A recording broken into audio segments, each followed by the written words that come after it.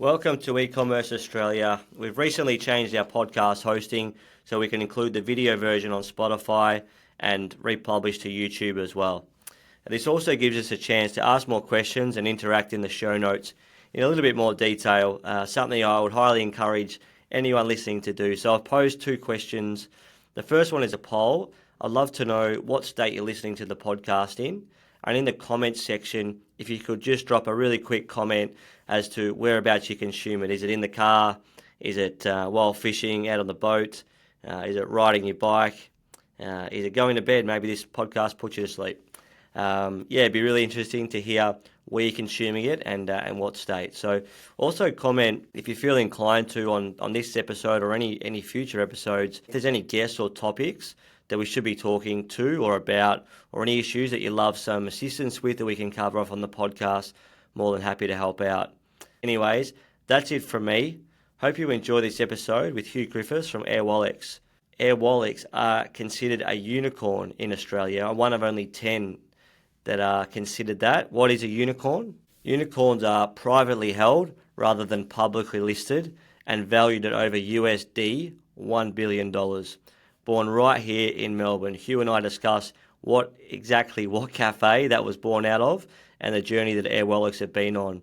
Huw's a great person to learn from. He has a huge background in e-commerce finance, working for Klarna, Afterpay, and now Airwallex. So no one better to learn from. I hope you find these insights valuable.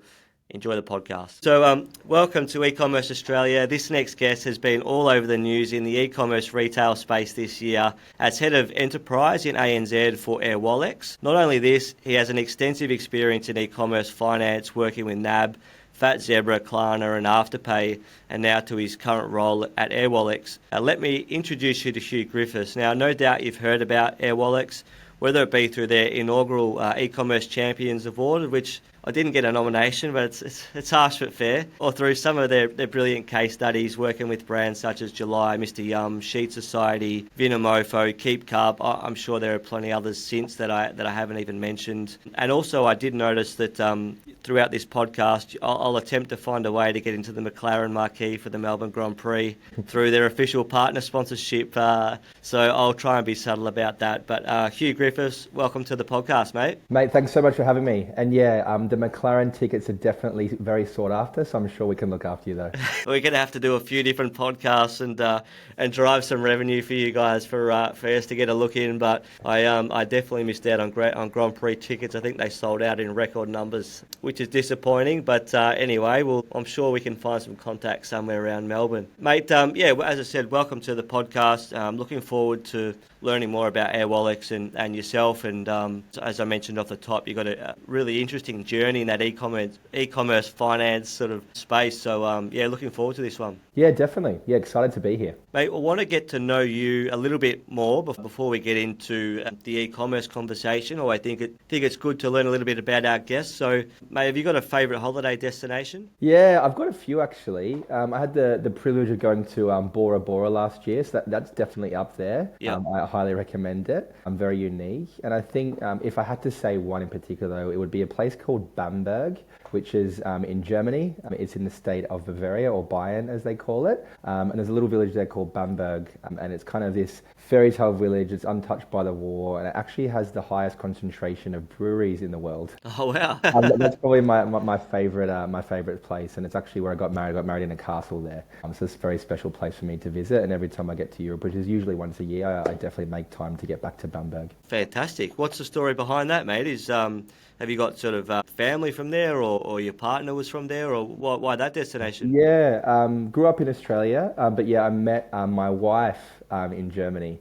And she's from a place called Schweinfurt, which is very close to Bamberg. So when I first met her, I ended up actually living in that little town for a little while, and that's a very long story, which I won't share today. It's a very special place in my heart, and it just happens to be this incredibly beautiful place as well. Fantastic. Well, that's I've not heard of that place before. I'm going to look it up, and I'm sure our listening audience will be on their phone searching Google Maps and looking at where it is, mate. That's great. Favourite food or restaurant, if you have one? Yeah, probably going to stick with the German theme. Like a lot of the Bavarian food is absolutely incredible.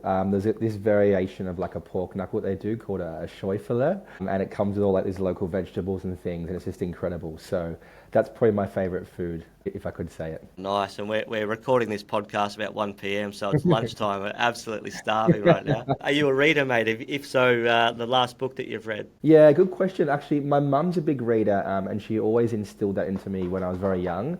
And I used to read a lot, but now with my crazy diary and just BAU life in general, I'm actually not reading as much. I'm generally digesting things like Fin Review and stuff, of course. But in regards to actual literature, probably the last book was The Old Man and the Sea, which is pretty cool. So a pretty old school book, and I've always wanted to read it. It was actually, it was a pretty deep book, but I read that a couple of months ago. So I'm due for another one though. Is that like philosophy or like, is that, what's the... Yeah, it's actually funny that he tries to, he always had this dream of, or aspirations of catching this big fish or this marlin. And there's a lot of analogies in the book, and a lot of the core themes are just around resilience and determination, which actually works very well with how I operate.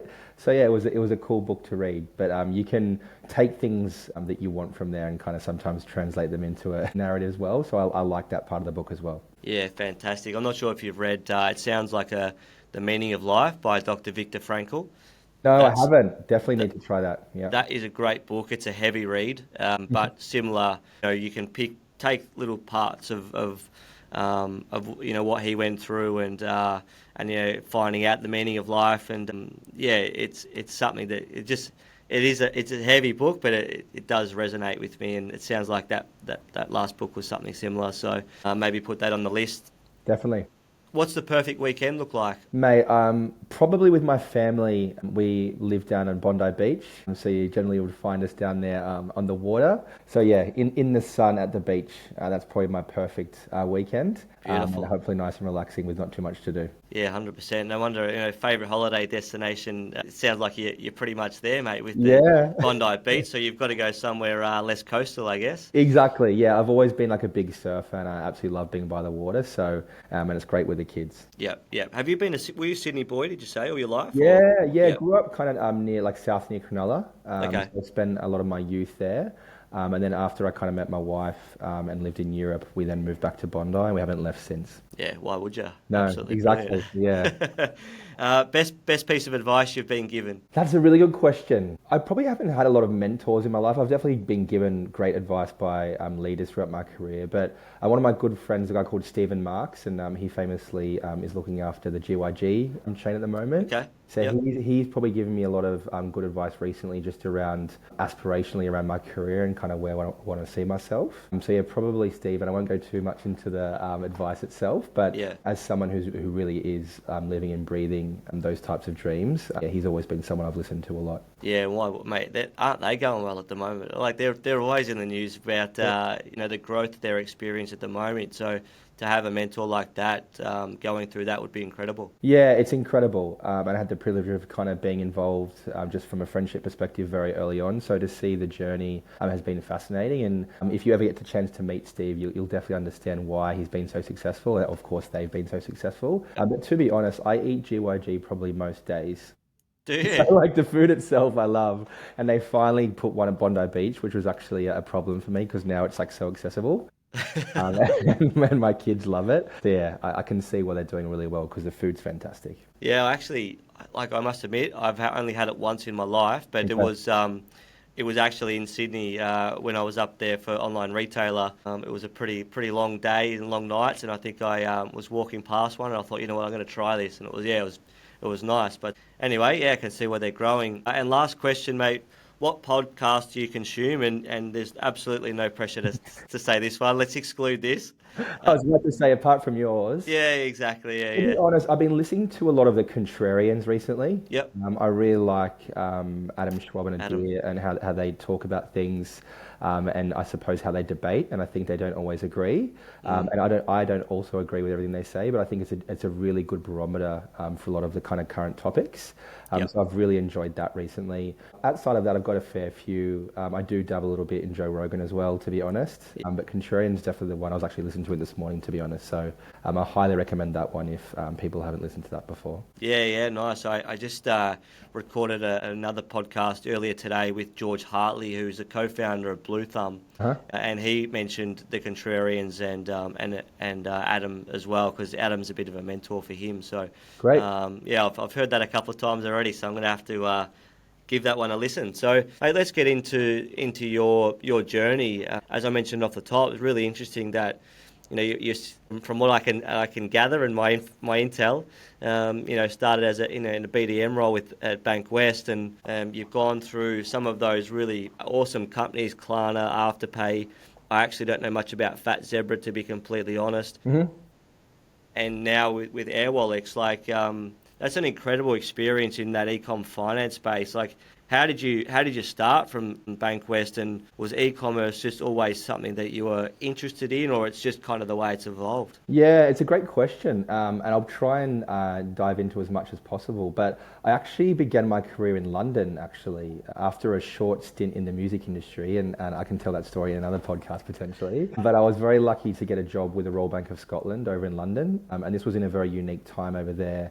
It was GFC time. There was a guy called Fred the Shred Godwin involved, and it was a very just crazy time to be involved, not only in Europe but in the banking space there. And this was just after I met my beautiful German wife, and we eventually realised that we had to move back to Australia, and she agreed to kind of come with me, which was a huge move, and she finished her studies at Sydney University. But the real pivotal moment was because Bank West was quite unsophisticated in the payment space, they actually did a white label with a company called First Data or First Data, who are the largest acquirer in the world. They're now called Fiserv, of course. And they basically use those guys to kind of white label their terminal and their gateway acquiring products. Okay. And I immediately kind of fell in love with the actual payment side of things. And I started doing really, really well selling their products. And I just got excited really about the trajectory of just payments in general. And this was really a pivotal time because Australia in particular was finally finding out about e-commerce. Businesses were moving away from kind of traditional bricks and mortar, and they were starting to see the benefits of going online, obviously accessing this global network. So I was lucky enough to build a relationship, and I got a call with NAB actually, and they were like, "Hey Huw, we're starting this team. It's going to be a bit of a game changer, and we really want you to come across." So this was a time where all of the global payment companies like Stripe, Adyen, Braintree had basically expanded to Australia because they wanted to take advantage of this growth, but they weren't actually big enough to become their own acquirers in Australia. So at the time, the big four banks had controlled the acquiring space very well. They had their own proprietary gateways, or of course scheme gateways. So this was huge, and NAB had then built this multi-currency capability where you could actually sell in a major currency, say USD, and that would allow you to settle in USD in a NAB USD account, for example. Right, okay. So this was a real huge moment to really allow businesses to kind of sell globally. And this is the team that I started. So not only did we start this whole partner piece through Adyen, Stripe, etc., but what we didn't realize was because these businesses were literally winning the whole market in Australia or thereabouts at the time, we then had this just tsunami of enterprise down coming into our team, and we basically had to realize how we would then look after them. So as you can imagine, the growth was incredible, and it was a really strong time for me to really get a holistic understanding of just the complexities of the acquiring space and just the e-commerce space in general. Yeah. And it actually got so big that the board were like, "Hey Huw, what do you want to do? How can we make this bigger?" And we actually got a TV ad approved, which was quite unprecedented at the time for a bank to be even considering this. But I'll have to send it to you after the podcast. It was for a business called Aussie Bum. They're quite a famous Australian kind of like underwear brand. Yeah, I know them. And it was shot at Icebergs, obviously my hometown. Absolutely. And it was about the founder, Sean, talking about how NAB helped him sell globally. And it was a really cool TV ad. It was a flagship TV ad with huge investment. So I think this was another pivotal moment where NAB, talking about e-commerce specifically on a major TV ad, we were pretty happy with where we got to. Yeah, but long story short, I was famously down at North Bondi, as I do, and I was with my son. I'd literally just got out of the water, and I was pushing my son Hugo on the swing, and next to me was Nick Molnar actually pushing his daughter on the swing. And I was like, "Hey Nick," he's like, "Hey Huw," and then we just started talking about potential opportunities and what they're doing. And then eventually I found myself coming across to Afterpay, which was absolutely amazing. Unreal. Only in Australia. Yeah, I know, I know, I know. I actually went back and my wife was like, "Oh, what's wrong?" I'm like, "Oh, I just saw Nick," and You wouldn't believe yeah, that. yeah, it was a really natural, nice moment, and that's the thing, and that's the beauty of Australia. I think people like that, as incredible as they are still in theory accessible, and they are walking around somewhere. Jeez. So I love that. I came in kind of pre-acquisition, and I came in to kind of work closely with Fabio, who was the first ever employee of Afterpay, Wow. and one of the kind of industry legends. And it was just a really another fantastic time for me. A lot of learning, a lot of incredible growth, a lot of change too as well. So a lot of learnings for me there around just the trajectory of those types of businesses. Obviously, the buy now pay later strategy and how it's evolved in Australia has been very unique. And I think when Block came in, which was about a year or so into my journey, that just added another whole raft of complexity, of course, opportunity, but a lot of amazing exposure for me, which was really, really cool. I was there for quite a while, and once again, just a really nice, memorable experience with some fascinating exposure to kind of their global operations. And obviously, Block is a fantastic company. But I Yep. think when I first started speaking to kind of that was obviously a really exciting piece, and I think having listened to that little small snapshot of my career, it's almost like all of the different roles I've had have kind of perfectly built up into this particular role, because the product space that we have is so broad and so sophisticated. So I'm really happy that I've had that previous experience, Yep. and it's kind of really set me up really well for this particular role. Yeah, mate, it looked like it was perfectly planned, to be honest. Like when I was kind of doing a bit of intel and a bit of research on your journey and Airwallex as well, I just thought, geez, this is just like perfectly, like it's just kind of all worked out for you, which isn't always the case, but no one's in a better position to help Airwallex in where they want to go and given your experience. So mate, that's super interesting, and yeah, I love that fact. It's just that's one of the best things about Australia. It's a small place. Mm. Even sometimes you think, it's massive. It is a small, friendly place. Most of the time, friendly place. So, and I guess continuing on with that theme, like let's talk about Airwallex and Mm. listening to that sort of founder story is fascinating again because they were born in a Melbourne cafe. Is that correct? Yeah, it's a fascinating story as well. So Jack and the other founders we're literally running a cafe. It's right near the NAB building there down in Melbourne. A place called Took and Co. So a really cool spot. Fantastic. I'll have to go and check it out. And now that I know a little bit more about the founders and the journey, yeah, I just love I'm such a parochial Melburnian, even though I am talking to a guy in Bondi, and I do acknowledge that Bondi is a great spot. I'm just a parochial Melburnian. I love it, even though our politicians have tried hard. But I won't go on a tangent there. I'll leave that. I'll keep it professional. Really interesting thing because they had this really unique and intrinsic problem space because they were paying suppliers overseas, they were sending money overseas, and they were like, why is this such a terrible experience? And there's lots of reasons why, but one of the main reasons is all of the Australian banks, and to be fair, the majority of global banks, they still use this thing called SWIFT, which Yep. is actually a messaging tool that was built in 1973. Wow. So I don't think it's been updated too much since then by the looks of it. And it's quite a slow, cumbersome tool, which means that sometimes payments can take like 3 to 4 days to be received, depending where it's going. And generally, you're faced with just an expensive way to send money because you're paying the bank's fees, and generally there's a pretty terrible FX rate associated with it. So Wow. this is Okay. where they really kind of inspired them to be like, hey, how can we allow not only ourselves but just other Australian and of course global businesses to kind of bypass this legacy banking infrastructure that's really holding us back, and just really being inefficient, not only from an operational perspective, but of course from a commercial perspective. And I think, it's very kind of motivational to hear that story and like listen to how they've come out of that. They obviously had to overcome a lot of challenges to kind of get the business off the ground then and kind of start to even take a chance on doing that because global banking infrastructure, it's not easily done. Yeah. Yeah. And I think like this innovation mindset and just making a difference for merchants is really continuing now. And I think you can really see that when you hear Jack and the other founders talk about it, and it really is aligned with our product roadmap at the moment. And so I think we're always aligning it back to that cafe moment. Yeah, fantastic, mate. How long has Airwallex been around and how many co-founders are there? So we've been around since 2015.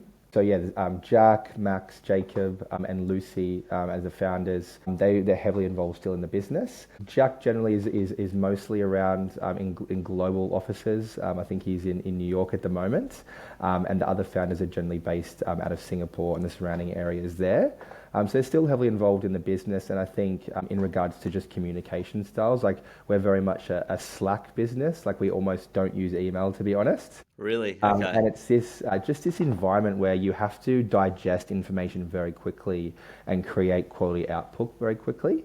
Yep. So it means that like Slack is very much prominent for us. But I think that also means that our founders and our leaders are very contactable, and they're heavily engaged in regards to just streams and messaging, and they're constantly leaning on things. So Yep. it's great to see that because not all businesses have that. Yeah. Yeah, fantastic. I can still hear those Slack notifications. Just it's, yeah, really interesting to hear about your journey and Airwallex and how that was born. When I was researching, I found it hard to kind of know like where exactly you guys fit and how you guys help. So let's get on to some of that. But obviously you're working with a lot of e-commerce businesses and you see a lot of data, I would imagine. I was really keen. One of the posts you posted on LinkedIn, I think a little while ago, was around short-term tactics and why e-commerce businesses need to remove, short-term thinking and think more long-term and sustainable. Given your position and how much access you have to, I think it's over 2,000 e-commerce businesses, what are your thoughts on that, and can you expand on that a little bit? Yeah, it's a really interesting question. I think Airwallex is really set up to kind of provide that market-leading infrastructure, and we want to make sure that it's very sustainable, and they're kind of investing in this technology to kind of set them up for the future and, of course, solve their immediate problem spaces as well, of course. So I think there's lots technology can do, and there's lots that we're helping them through. But when it comes to kind of chasing quick wins, I think you see a lot of like flash sales, you see a lot of discounts, you see a lot of these marketing campaigns, and I think they can, of course, drive a lot of short-term revenue spikes. But this sometimes can come at the cost of brand integrity and customer loyalty, and you do see a lot of that where brands sometimes become synonymous with these sales periods. I was actually speaking to a US colleague recently, and they were talking about how in the US at the moment the sales approach is differing massively, and in particular certain stores are now really moving away from those core sales and just trying to keep that premium offering in place. I think we talk a lot about nurturing relationships with customers just instead of focusing on immediate sales. So you can obviously apply that to lots of different user cases. I think the stuff that we're hearing on the ground at the moment, and a lot of the investment is going into just driving those loyal customer bases and like how businesses can do that. And the ones that are doing it well are really the ones who are kind of winning at the time.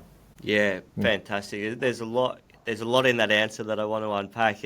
I think brand integrity is a word that you use is really, I think it's really key, and I almost feel like sometimes, and it's interesting that was a conversation from the US because I feel like there comes a tipping point in all of these sorts of fashionable Black Friday, Cyber Monday, which is kind of what everyone wants to do. But there comes a tipping point where it's just like it's not worth it. Like it's not worth it anymore, and you go the other way and try and buck the trend a little bit and do something a little bit different. So interesting that's your insight from the US and the way that they're starting to sort of pivot a little bit around those sales periods. Yeah, definitely. And I think, it's so tempting because there's so many excuses for them to lean into a sale these days. And obviously when you have your traditional calendar events and your traditional sales, if you're adding to those, it can definitely compound the narrative. And I think, you just see so many brands now also leading to like this strong EDM activity. So I don't know about you, but I furiously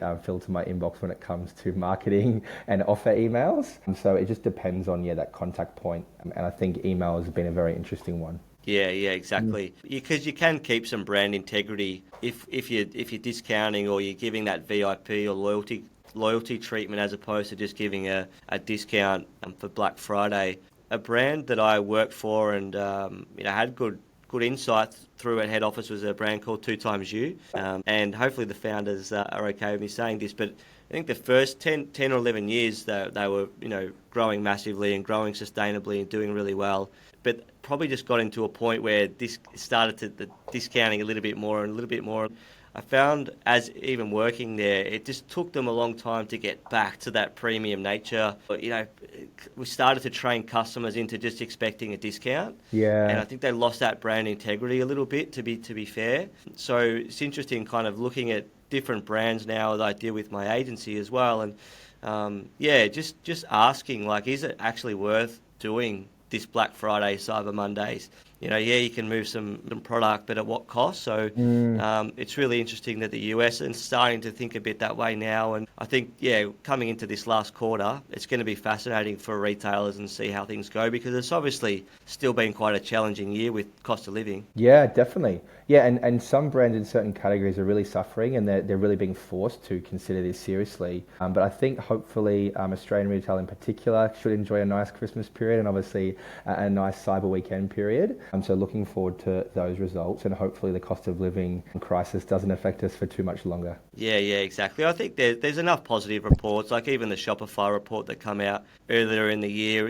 People are still spending; they're just trying to find value. So that probably equates to a pretty good Black Friday, Cyber Monday, Christmas period, which is, hopefully everyone can get in on that journey. But I guess, to your point, it's just around how you communicate that and ways to do it more effectively and smarter without losing that brand integrity. Yeah, definitely. As I sort of touched on there, I think you've got over 2,000. You can correct me if I'm mistaken there, but over 2,000 e-commerce businesses that you guys work with. So you obviously see a lot of data and insights. What are the best doing? Let's start with, I want to know what the best are doing and what the worst, let's call them the worst, but perhaps some of the mistakes that you might see. Is there any kind of common themes of what you can see in terms of best practice? Yeah, it's an interesting one. I think at a high level, we're seeing the successful ones really leverage their data and analytics. I think we've seen them invest heavily into that, and they're really understanding consumer behavior. They're looking at trends. They're very much on the pulse, and they're really refining their marketing strategies accordingly. And I think I use that term on the pulse. I think too many brands are making decisions after the fact, or depending on how they've got their data piece set up or how their team's set up, maybe they're not as on the pulse. So I think ultimately this theme of making informed decisions on metrics rather than assumptions ultimately is leading to better targeting and kind of conversion rates. That's probably the first one. I think we're seeing people obviously do a lot of trials, experimentation too as well, and we're seeing different activity kind of come out of that. So that's probably the high level. I think the other thing we're seeing is off the back of that data, and obviously the customer experience is a really important one, of course, and that's a pretty generic term. But I think we continue to talk about that, and I think that's where Airwallex's technology can really help, is around, we've just got so much flexibility in regards to how you can enable us, whether it's at the checkout from a gateway perspective or our various payment methods. I think that's a key one. We talk a lot at Airwallex around how we can enable more alternative payment methods in different regions. I think Australia, you do have kind of your traditional hit list of payment methods, but as you kind of broaden and you go into, say, Southeast Asia, for example, it gets dramatically different across a lot of those territories, and that's where we really make the difference, because through one API you can of course access all of the world's, or the majority of the world's, alternative payment methods. Right, okay, so that's probably a great segue into how Airwallex actually works with e-commerce brands. So what do you find are the typical kind of trigger points that a brand will get in touch with you guys? Is there a pain point that you see really often that they come to and they just can't deal with it anymore and they need to find a solution for? Yeah, I think the problem, but also the opportunity with our infrastructure, is that it's so broad. And I think depending on the type of business, where they're operating and what they're doing, will obviously dictate of how we work with them. But I think in a nutshell, we're basically the only provider who's truly doing the end-to-end payments flow, whether it's that acceptance at the start of the funnel in regards to the website or through other means, the middle part in regards to treasury, like literally providing that banking as a service or that banking functionality. And then we go right through to kind of either issuing cards or doing payouts via VCC, or of course some of the things I talked about before, which is those global payouts where we can do instant payouts in just over 95 countries. So when you kind of paint that picture, the businesses say, hey, do I want to use it for what we call a first party user case, which is where they're using it for their business, or do they want to use it for like a third party user case where it's going to be something that benefits their customers? So we use this term called embedded finance. It's probably a little bit more immature in Australia, but it's drastically picking up pace compared to, say, the US, where it's a lot more mature. And this is a concept where a business who, of course, is not a fintech or a bank can look to embed a financial instrument or product into their environment to, of course, benefit themselves or their business, to drive efficiency efficiency, etc., or of course to benefit their customers, which is more of that third-party user case. And so it's a really fascinating piece, and because our infrastructure is designed to be white labeled, it's all dynamic. These digital native businesses in particular are probably the most immediate ones where they want to automate everything. They want to do literally everything via API, and they want the full flexibility and autonomy through those IPO calls. So really for us, there's no real other player who can do that end to end. So that's probably the initial space. I think the second one, and we're seeing a big tsunami of this at the moment, is businesses during these periods, they're obviously looking at sales campaigns and they're looking for growth corridors and things they can do differently. And naturally, Australian merchants are looking overseas. And that's when they start to face this problem that, hey, I can't open a bank account in these territories. I can't get acquiring in these territories. I can't send money there quickly. It's just too hard. And that's what Airwallex solves. We can give you the ability to run global banking without the need of an entity in that space. We can transfer money instantly to those territories. And we can, of course, let you process your gateway and acquiring payments in those territories. So this consolidation play, when it comes to anything that's outside of Australia, is definitely a sweet spot, of course, alongside those digital natives that I talked about. Nice. Okay. Yeah, that's cleared a lot of things up for me personally, and I'm sure some of the listeners as well, because you jump on the website, there's just so much that you guys do. Yeah. It's sort of hard to know where to start, and probably the next question for that is, what size businesses do you need to be a certain size to benefit from the speed and the convenience of it all? What's a typical kind of starting point or entry point to a customer wanting to use Airwallex? Yeah, it's a great question. I think in certain products, like the ability to send money overseas instantly, I think that would benefit the smallest and also the largest businesses in the world. So it's really interesting how that applies. The beauty of us also is, whilst from an enterprise perspective, we generally lean towards that more API, more that automation side of things. But you can also access the majority of our product set through our web app. So you can actually do things manually also. So you can issue cards, you basically almost do everything via the web app as well. So this is really giving, once again, that flexibility. It's very intuitive, so we're thinking about how businesses would want to use us. So the web app piece, I think, is a perfect one to kind of cover some of those more smaller business problem sets. I think when you get into scenarios where an enterprise business is literally white labeling infrastructure and they're relying on our compliance and regulatory set, I think that obviously adds some complexity when it comes to accessing us. But depending on what they're using us for, it literally can be one person or a company that has hundreds of thousands of people. It's such a brilliant setup, and a lot of these businesses, as I said, will see the same problems in certain areas, and we're very well set up to kind of service them all. Yeah, brilliant, mate. That's interesting to hear that, and again, that gives us another level of clarity. Last question before we get back to some more of those sort of e-commerce insights that you've sort of been across over the years. How easy is it to get set up? Like, how quick is that sort of onboarding program? Yeah, so we have we call it KYC, like Know Your Customer link. We can have you basically approved immediately. So the vast majority of our merchants who apply for Airwallex get approved immediately, and then you get your login and you're good to go. That's literally how easy it is. When it comes to, of course, API-driven solutions, there is an element of integration and generally a contract that's associated with it. So those can naturally take a little bit longer than instantly, of course. But we generally map things out. We have a lot of sophistication around how we onboard and work with our merchants, and we have a lot of intel and knowledge around how that works. So that's probably one of the favorite pieces for me working here, is that a lot of businesses that I know don't have a lot of kind of muscle when it comes to product engineering, but for us, the vast majority of our staff are product engineering. So we've got a lot of power there, which is great for people like myself. Yeah, so Huw, also I noticed recently that you guys have a new sort of initiative for startups that launched in May, and it looks like you've had sort of over 1,000 signed up already for that kind of startup community. Can you touch on that for us? Yeah, it's a fantastic initiative, and I think having been a startup before, it's very close to the founder's heart, and it's always an initiative that we wanted to do. We have a fantastic kind of partnership and community teams, a lady called Taylor here who does fantastic work, and I think this is just the start of what's possible, where we can really align ourselves with this startup community. There's so many amazing businesses coming out of Australia, and I think some of the product sets that we have and how we can help these businesses is really great to see. And I think the support that comes off the back of that program is also amazing. And so yeah, we'll see that grow exponentially, and I think you'll start to see that globally as well. So yeah, if we do have any startups, which I'm sure we do in the listening audience, I'll include a link if I can get that from you guys, and or Yeah. process into how that they can sign up, because obviously when you are running a startup, it's generally pretty lean, so any support you can get for intel and intelligence and assistance is obviously appreciated.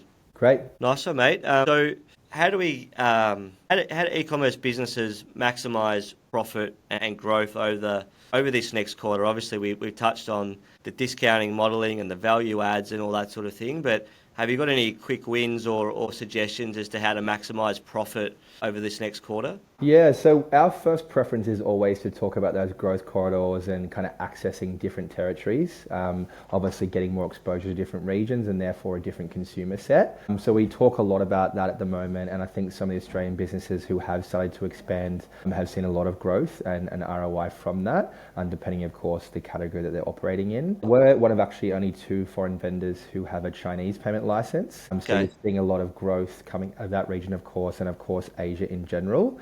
So that's probably my first one. We talked before about kind of some of those sales periods and some of the strategies there, but I think Black Friday is obviously such a pivotal moment in regards to capturing consumers who've been potentially waiting for a particular sales period, and hopefully capturing their attention so they purchase through you. So seeing brands go a little bit early, and we're seeing brands go earlier and earlier during this period. So like I think I've seen brands go like a week, sometimes 2 weeks early, and that just highlights this thing where people are still waiting for these periods to make their purchasing decisions. So they're being a bit cheeky and kind of trying to get that attention early.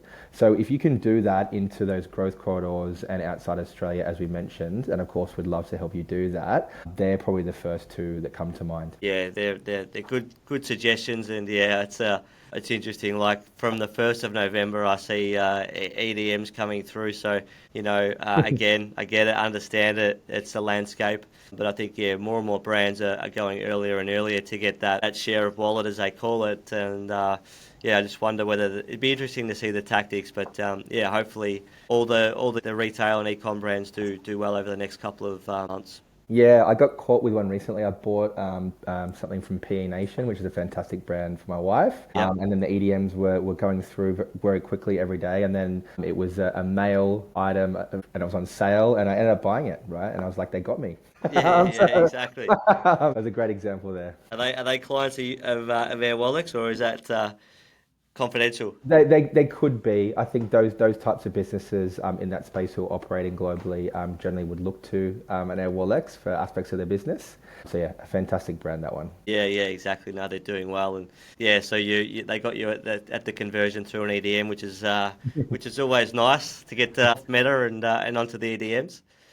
Exactly. And as I mentioned off the top too, you guys had an e-commerce champion awards. Is that what they're called, or was it an inaugural event? Tell us a bit more about that. Yeah, it was actually, it was such an enjoyable experience. I was fortunate enough to be the host of the evening, and it was actually at the new Machine Hall venue in Sydney. If you don't know it, it's like this converted old kind of train station near Wynyard in Sydney, and it's probably one of the coolest venues I've seen in Australia. So it was a privilege to be one of the first to hold their event there. It was a great night. We had a packed house with lots of great discussions. We had a really good panel there, and it was basically bringing around 200 of countries' leading e-commerce professionals in the room.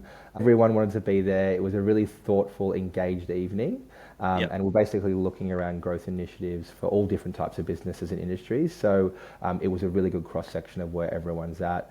I think we got like so many insights from the event, and we actually had 4 different winners. It was e-commerce champion, of course, and then we had the community hero award, which of course is very important, the tech innovator, and then the emerging star. So it was a really good cross-section of the kind of the e-commerce landscape. But I think one of the best parts about it, and us being a little bit more thoughtful around the prizes, was we actually gave around $25,000 worth of business grants as part of the prizes. So this was like literally cash that these winners could use and make a real difference to their business. So that was probably the coolest part. From a marketing perspective, we had those huge, they weren't checks, they were actually Airwallex cards. All right. With the amount of the prize on there. So that was really cool. I have to see some photos from that, but a really kind of high-end event, and yeah, absolutely loved it. Yeah, fantastic. And so How does someone speaking for me personally?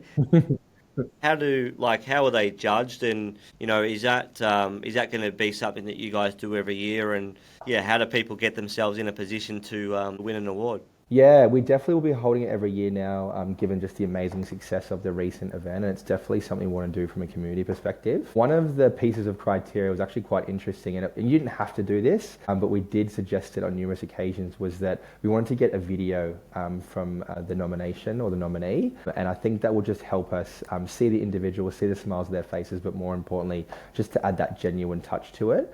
So most of the entrants were via video. It took me many, many days to get through them all. And then there was a set criteria for each of the awards, and we kind of went through there, and there was like a voting system. So it was very fair. It was actually very close, to be honest. It was one of the closest voting I'd ever seen. And I think, yeah, the winners were very deserved. Yeah, nice. Yeah, and it's interesting that you mentioned video too, because obviously look, we've got a lot of e-commerce businesses are listening to this podcast, and I know there is like sometimes a hesitation to put your name out there or put yourself on video and be the face of an e-com business, because sometimes it's nice just to have the Shopify website and about me hidden somewhere and not be the face of it. But I think in the day of the AI and ChatGPT and all this sort of content that can be published and created so quickly, video actually cuts through so well, because that authenticity piece that you mentioned is so important. And I think that's why even those founder-led stories and videos and content are getting good reach, because you put yourself out there and people want to do business with people at the end of the day. That's so true. Yeah, and I think you can really see like the emotional intelligence of the individuals. And yeah, it was an absolute pleasure to see it. It was funny, you could send some entries in via text. So I definitely saw a few kind of ChatGPT editions. Oh, really? It's interesting to see the other end of the scenario. But yeah, it was just amazing to see, and there was just everyone's just brimming with confidence and really looking to kind of maximize the opportunity at the moment. And yeah, that kind of awards piece and those entries really reflected. So mate, the e-commerce champion awards, they were obviously hotly contested. Give us a bit of an insight. Who were the winners this year, and who do we need to beat next year? Yeah, great question. After all those entries, it was great to finally get down to the fourth winners. And as I mentioned, there was a lot of votes that went into it, so I was really pleased for everyone. Probably the coolest one I thought was from Fingertip, a guy called Ollie Hoffman. They won the Tech Innovator Award. So that's where you can basically start your own digital business card. It's gone quite viral. Some of the backers from some of the most kind of tenured retailers in Australia, like Gabby Lipovich, for example, who famously found a number of businesses like Menulog, Catch, etc. Yeah. From a community hero perspective, that was probably the most hotly contested. But a lovely fellow called Rad Midic from Yotpo, he won that one, so that was really cool to see. Nice, yeah. He's always in the community and posting on LinkedIn. I see him every day pretty much, so he's doing a great job there. Yeah, he's everywhere. He's a good guy. On the Emerging Star, that was also like hotly contested. There was just such a diverse range of people who had applied for that one. But a lovely lady called Ashley McGonigal from Sandy Rose Designs, she won the award, and it was absolutely amazing to see the smile on her face. I think her mum came as well Awesome. to help her accept the award, which is cool. Yeah. And then, from the e-commerce champion, some very high caliber individuals in the mix for that one, and some very cool videos, of course. But a lovely fellow by the name of Mal Chia from Ecom Nation, he won that, and deservedly so. Some really good winners there. And as I mentioned, it was just a pleasure to see all the videos and very deserving winners there. Fantastic. Well, I'm sure next year will be even more hotly contested and take you even longer to get through all the video submissions. And I'm sure that'll be a lot of fun. But Melchi is the one to beat. He's obviously, I've listened to his podcast. I've seen him present at Online Retailer and Retail Fest and places like that. So he's obviously, well embedded and well deserved. Definitely. Mate, I think that's all we got time for. The only thing I haven't touched on is case studies. So have you got a couple of case studies for businesses that have sort of embraced the Airwallex technology with some success? Yeah, we've got so many. There's many thousands that are using us. We work with like Qantas Business Money, for example. We work with Stake, for example, who's one of the largest stockbrokers in Australia. But probably July is one of my favourite case studies. They're a premium luggage brand. I'm sure you've seen them. Some great Australian founders there. And I I had Zoe was on episode 4 Cool. of my podcast. Yeah, when I very first started, we were still in lockdown, so we Okay. did it remotely. But I've been following them since. Yeah, she's obviously a rock star herself, and they got such a great brand. They've done so well. They obviously fitted out the Olympics team, the Australian Olympic team this year, and I travelled to Italy in September and bought my own July luggage, and it served me very well. So it's good to hear. Yeah, so I'd be interested to hear how they've gone with Airwallex. Yeah, and they're a classic scenario, like real fast growth, premium brand, and then as their kind of international sales and supplier payments started to grow dramatically, they obviously needed to look towards a solution that would basically help them kind of get around this friction of dealing with multiple currencies and of course different markets. So the US and Europe was massive for them and still is. So we were able to kind of firstly offer them multi-currency accounts. So with Airwallex, you actually don't need that local entity to operate in say Europe or the US. We can give you that local account through your Australian entity. So this really allowed them to kind of convert into those accounts with wholesale rates to have like a natural hedge, but also obviously giving them access to that local banking and local currencies. So really minimizing losses in regards to exchange rates and helping them kind of plan for the fluctuation in kind of the way that they're paying in regards to different currencies. So I think when it comes to international suppliers, USD against AUD at the moment, unfortunately, is very strong. So when you're paying an extra 5%, etc. plus with a bank, it's really starting to add up.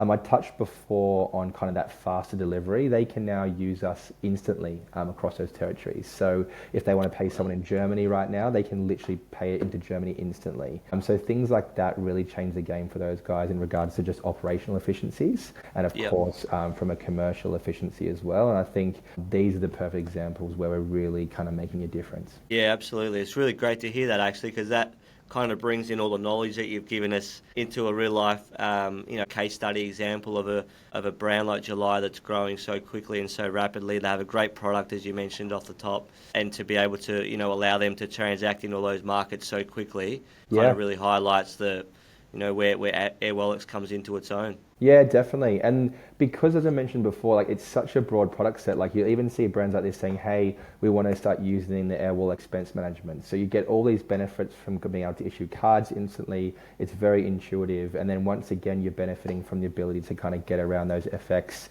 conversion fees and just eliminating that kind of time that you would spend dealing with a bank and obviously them seeing the money. So those types of things really start to compound. And we see a lot of consolidation where brands are starting with us for some of those more obvious user cases, but as they grow and they start to get more complex needs, that's where Airwallex is. So back to that piece where we're helping small businesses grow, but we can really still service those really high-end global complex enterprise brands as well. Yeah, brilliant, mate. And we're talking there about speed and UX. So helping your customers seamless process, to purchase more.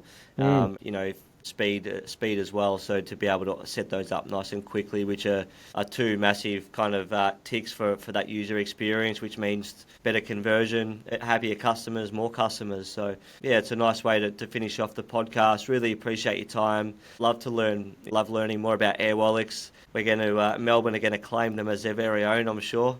Looking forward to kind of seeing you guys out there even more in that e-commerce space, and trying to send a video in for the e-commerce champion, or try and fit one of those categories for next year. Yeah, please, I'll be watching out for your entry, mate. Please let us know. And yeah, thanks so much for having me today. It was an absolute pleasure. I really enjoyed it. Perfect. Thanks, Huw. Thank you so much. Mate. Cheers.